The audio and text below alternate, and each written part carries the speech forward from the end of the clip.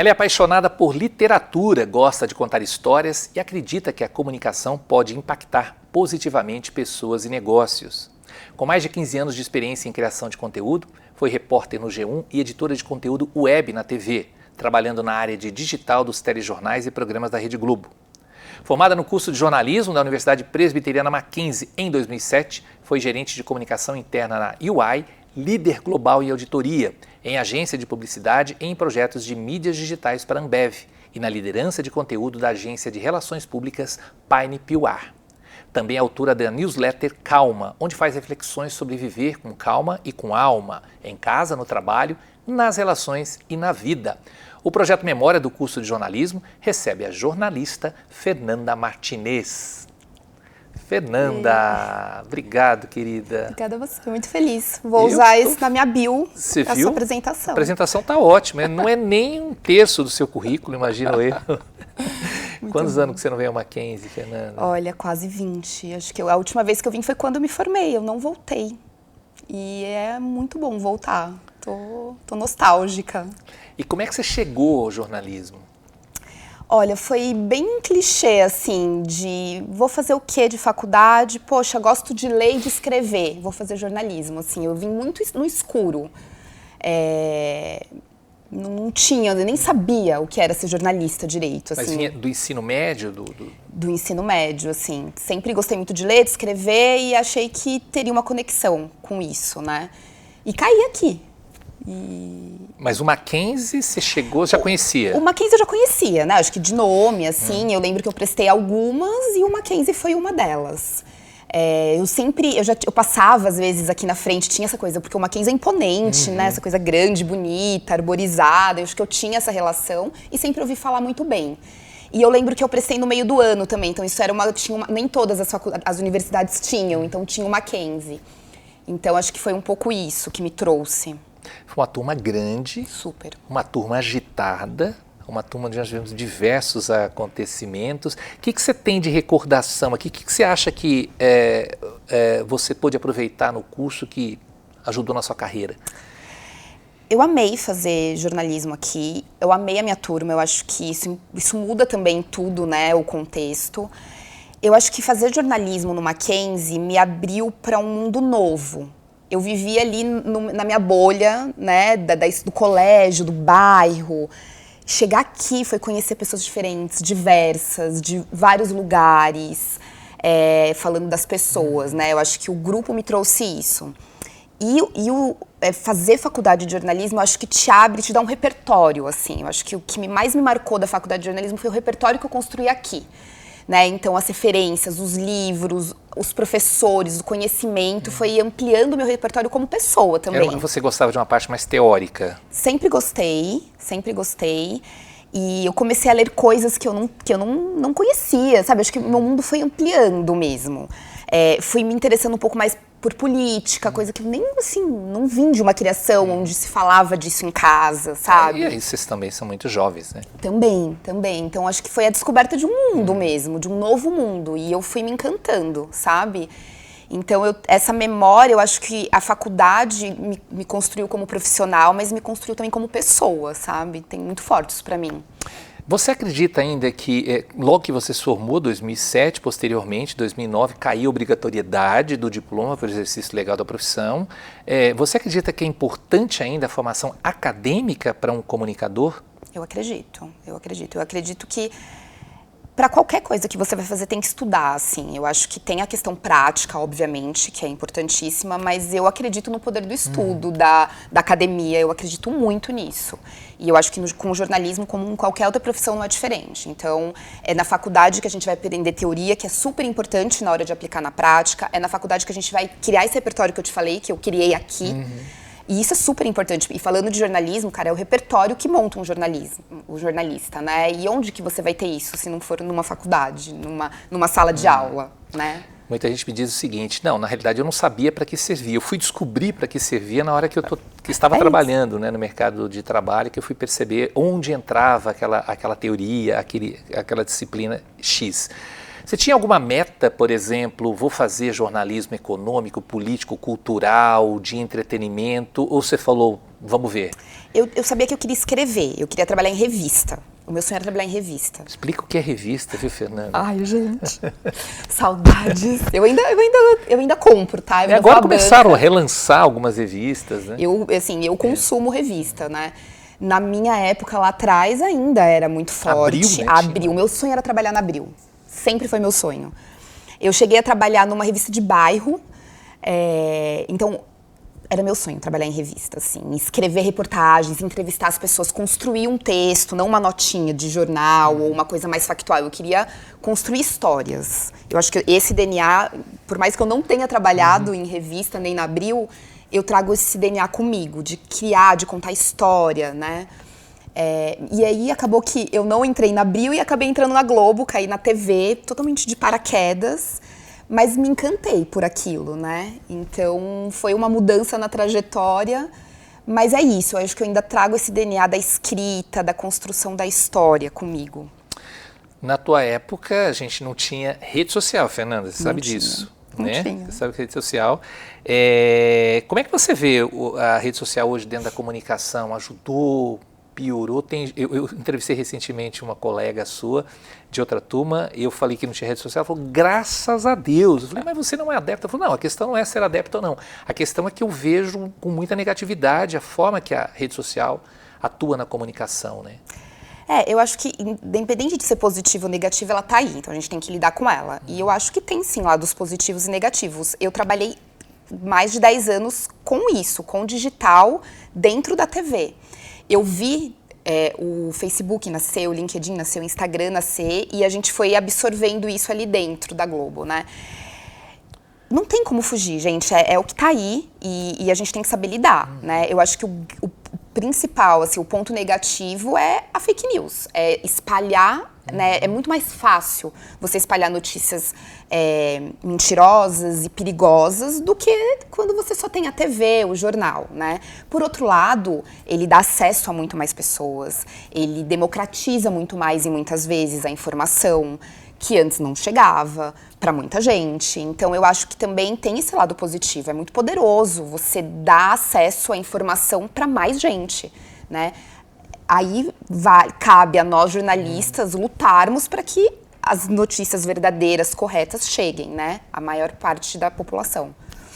Fernanda, nós temos um mercado bastante aberto, né, na comunicação, porém, eu acho que num primeiro momento, quando você entra para fazer jornalismo, mira a redação, né? Até hoje, naquela época sua, maior ainda, a possibilidade era maior ainda. E você passou por vários setores, né? Você foi para RP, marketing e tal. Você acha que o jornalista ele está preparado ou ele é preparado para atuar nesses diversos setores? Não dá para pensar só em redação, por exemplo? Eu acho que hoje as maiores vagas não estão em redação mesmo, então a gente tem que olhar para tudo, né? Eu acho que a gente tem uma base de comunicação, né, que vai servir para o marketing, para o RP, e isso, assim, eu acho... O que eu mais gosto de falar, eu sou jornalista, é poder hoje, com 40 anos, quase 20 de formada, olhar e falar, poxa, eu posso fazer tanta coisa. Essa formação, a experiência prática que eu tenho pode me levar para tantos lugares e eu acho isso incrível. Então, eu acho que sim, eu acho que a nossa base é de comunicação, é de comunicador e comunicação engloba muito além de uma redação. O influenciador também não era um personagem que a gente ouvia falar, né? Eu acho que talvez 10 anos para cá. Qual é o papel que ele representa hoje na comunicação? Você deve ter trabalhado com influenciador. Sim, sim. Eles estão muito presentes e também é isso. Eu acredito que tem um lado bom e um lado ruim, né? Tem muita gente despreparada, mas tem muita gente boa fazendo um ótimo trabalho. E aí você vai me falar, poxa, eles não são formados em jornalismo. Muitos não, muitos sim. E eu acho que você sabe a potência e a qualidade do conteúdo de uma pessoa que tem uma formação. Ele é um veículo hoje? Ele pode ser considerado? Com certeza, ele é um veículo, ele é tratado como um veículo pelas empresas, pelas agências de RP, né? Hoje uma agência de RP não olha só para um veículo. Tem lá o veículo e tem o trabalho com os influenciadores ali no paralelo. Então, ele sim é um veículo importante, ele precisa ser olhado com cuidado, com filtro, porque é isso, são muitos, você perde ali o poder de administrar o que é bom, o que é certo, o que é verdade, mas ele é um veículo e a gente tem que aprender a lidar com ele.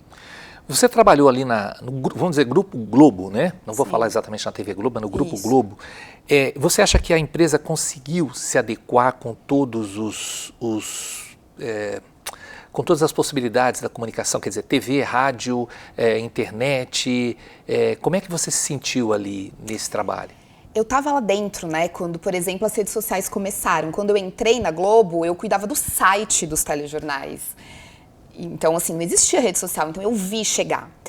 Eu acho que a Globo relutou porque ela tinha essa coisa de somos TV, somos a maior TV do país, uma das maiores do mundo, né? Então, eu acho que teve um pouco de resistência. Mas, obviamente, a hora que percebeu que não tinha jeito, eles foram correr atrás, né? Então, acho que hoje, sim, eles não se percebem como a TV Globo. É o Grupo Globo e é muito forte, né? Tem o streaming, tem todo um trabalho com redes sociais. Eu trabalhei na redação do G1 também. Então, hoje o G1, ele olha para a matéria que vai para o site, mas ele olha muito além disso. Ele olha para as redes sociais, para os formatos das redes sociais, para quem é o consumidor daquela notícia.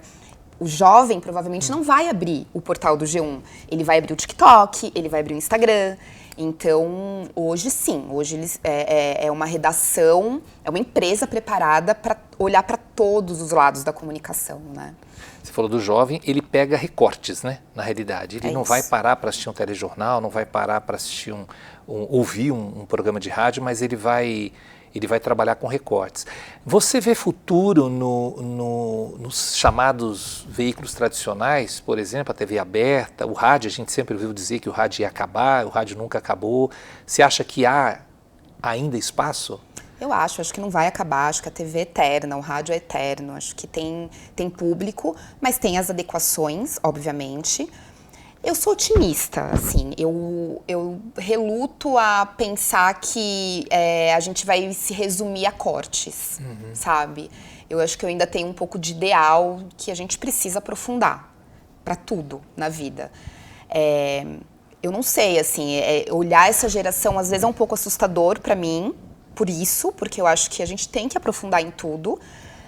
Então, eu acho que é um meio do caminho, a gente tentar se adaptar a eles, mas aos poucos também mostrar o outro lado, né? E eu acho que essa geração tem esse caminho de aprender também. Olhar, poxa, a gente está indo para um caminho errado, vamos recalcular a rota? Eu acho que é cíclico, né? Então, eu acredito, eu acho que a gente está indo para um caminho que pode ir ladeira abaixo, mas eu acho que tem como resgatar, sabe? Mostrando o valor disso. A gente está falando de uma geração, você está falando uma geração que está entrando na faculdade, 17, 18 anos, mas e sua filha, que está com 5 anos? Como trabalhar a comunicação com essas pessoas que estão ali, pequenininhas ainda? A minha filha nasceu comunicadora, né? Ela, assim, é o perfil dela, ela fala, ela é muito, muito comunicadora. O que eu faço ali na minha bolha, né? Não sei se a gente lê muito, eu leio pra ela desde que ela estava na minha barriga. Então, a gente lê e eu converso com ela sobre o que acontece no mundo. De novo, acho que repertório é uma palavra que eu gosto muito. Eu tento criar um repertório numa criança de 5 anos. Ela sabe quem é o presidente do nosso país, ela sabe como funciona uma eleição, ela sabe o que é corrupção, ela sabe o que é racismo, Então, assim, eu acho que é conversar, né?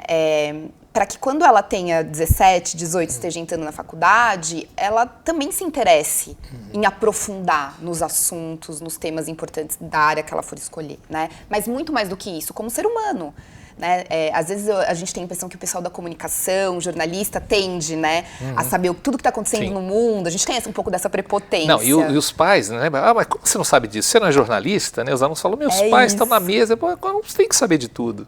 Mas é isso, eu acho que isso é uma formação como pessoa, né? Se ela não for escolher comunicação, eu espero que ela tenha essa base que eu já estou construindo desde que ela nasceu. Então, acho que o caminho é um pouco isso, é a conversa, é a informação, né? Porque o mundo que a gente vive hoje é diferente do mundo de 20 anos quando eu estava aqui, né? A gente, exatamente pelas redes sociais, enfim, a nossa questão política, a gente passa por momentos difíceis, né? Onde a imprensa também foi posta à prova.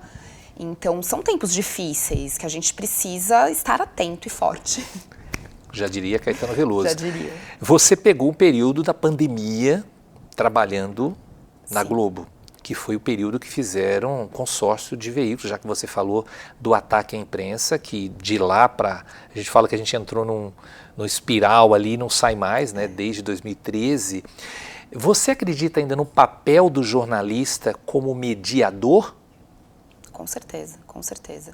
Eu me lembro muito na época da pandemia, né, de ver o básico, né, que aconteceu com todo mundo, os grupos de WhatsApp, disseminando informação falsa, e eu falava, gente, tem um núcleo aqui que são jornalistas investigando o que é verdade e o que é mentira. É um trabalho árduo, as pessoas estão aqui, as pessoas estão morrendo do lado de fora e dentro de uma redação, elas estão tentando ajudar com que as pessoas não morram. Então, com certeza, eu acho que é um trabalho essencial, assim, essencial mesmo. Como era na época da pandemia, eram os médicos, o jornalista também estava ali fazendo um trabalho essencial de informar, né? Eu acho importantíssimo. Além de ser jornalista, você é casada com um jornalista, formado aqui, o nosso querido Laio, e vocês dois têm essa questão com a escrita. Cansou do mercado tradicional? Como é que foi totalmente... Porque era um teu sonho também lá atrás, né? Já gostava de texto. Eu acho que são fases, né? Eu fiquei 12 anos na Globo e foi incrível, assim, viver ali dentro da maior televisão do Brasil. É uma experiência incrível, assim. Eu nunca trabalhei com TV, por exemplo. Eu sempre trabalhei no digital, mas eu ficava na redação. Então eu brinco que eu aprendi a fazer TV por osmose, assim, porque eu vi um jornal sendo apresentado ali ao vivo. Então foi incrível, mas eu cansei, né? A vida de jornalista tem também as suas questões. Os plantões, você tem que trabalha de madrugada no Natal, no Dia das Mães. Então eu acho que eu cansei um pouco da dinâmica, né? E depois eu fui para o mundo corporativo e hoje, com 40 anos, eu tô nessa fase de olhar e falar, isso não é para mim e tudo bem, né? De colher ali o que foi bom e olhar para o que eu quero a partir de agora. E eu acho que essa é a mágica do jornalismo, assim. Eu posso fazer tanta coisa e escrever é uma delas, né? Então, hoje eu tô mirando outros caminhos porque eu tenho essa bagagem, né? Então, voltando a me reconectar com a escrita. O Laio, que você citou, ele tá indo para uma escrita literária, vai lançar um livro. E eu acho que, de novo, é a bagagem do jornalista que tá ali, escrevendo aquele livro. Então, eu acho que são caminhos, né? Eu tenho a minha newsletter que... Obviamente, é um texto de quem tem a técnica de escrever. Mas tem também a Fernanda, a pessoa física, né? Que escreve com o coração, com a alma. Então, eu acho que são caminhos. E é muito bom você ter 40 anos e olhar, caramba, eu posso fazer tantas coisas. Assim, eu tô um pouco nesse momento, sabe? Que bom, né? Essa descoberta. Vamos pedir para a Fernanda, de 40 anos, escrever alguma coisa para a Fernanda, de 18, lá em 2004... Está pensando em entrar na faculdade? Uau. Eu acho que a principal coisa é não tenha medo, eu diria para essa Fernanda, não tenha medo. Eu acho que eu tive muito medo durante toda a trajetória, assim. Eu lembro que eu me formei e eu falava, eu preciso vencer na vida. Sabe, eu tinha nem, sei lá, 20 anos, tô formada, agora eu preciso vencer na vida, agora eu preciso ter um ótimo salário, eu preciso ter uma colocação... E a vida não é sobre isso, né? Assim, a gente se forma ainda muito novo, ainda cru das experiências da vida, né? Talvez eu tivesse aproveitado mais a jornada se eu tivesse tido menos medo. Mas você tem algum arrependimento de ter feito jornalismo? Nenhum. Não consigo olhar para trás e falar... Teve alguns momentos da minha carreira que eu estava muito cansada, que eu fiquei... Ai, será que eu faço outra faculdade? Será? Sempre tem, né? A gente tem esses questionamentos, mas não me arrependo em nada, assim. Acho que hoje, se eu olhasse, eu faria jornalismo de novo, com certeza. E a gente não se arrepende de ter dado aula para você, ter dado aula para essa turma, que é uma turma muito querida. Fernanda, muito legal te ouvir, muito legal ouvir essas suas histórias, né? E saber dessas mudanças, né? Como você disse que a vida vai dando, né? Você se programa lá atrás, agora vou fazer isso e... Os caminhos vão se mostrando totalmente diferentes. Obrigado por ter vindo, querida. Obrigada a você, adorei. Adorei Eu relembrar. Também, muito bom, obrigado, viu? Obrigada.